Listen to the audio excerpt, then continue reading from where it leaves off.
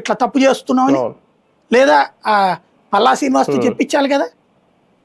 ఎంతసేపటికి దళిత బడుగు బలైన వర్గాల కుర్రోడు కదా అని చెప్పి ఈయన పట్టుకున్నట్టు మాట్లాడితే ఎట్లాగా, కొలికిపూడిని పట్టుకుని అతను ఏమో తప్పు చేస్తున్నాడా పోని, విరక్తి పుట్టాకే కదా బయట పెట్టింది.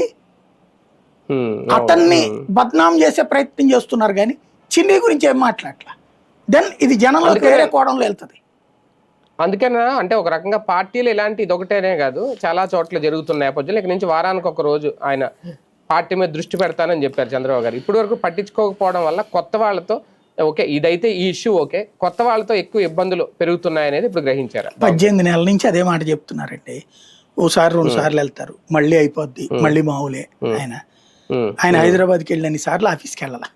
కరెక్ట్గా చెప్పాలంటే బేసిక్గా ఇప్పుడు ఏంటంటే యువతరం ఇక్కడ ఒక సంధియుగం నడుస్తున్నది. ఏంటంటే ఇదివరకు తెలుగుదేశం అంటే non corruption party, corruption encourage చేయని పార్టీ, కరప్షన్ చేస్తుంటే గ్రౌండ్ లెవెల్లో కంట్రోల్ చేసే పార్టీ. ఇప్పుడు గ్రౌండ్ లెవెల్లో కరప్షన్ ఎంకరేజ్ చేస్తున్న పార్టీ. ఎప్పుడైతే కరప్షన్ ఎంకరేజ్ అవుతున్నదో, రూపాయి వస్తున్నదో, తినడానికి 10 మంది పోటీ పడతారు. ఈ 10 మంది పోటీ పడుతున్నప్పుడు ఈగోస్ వస్తాయి.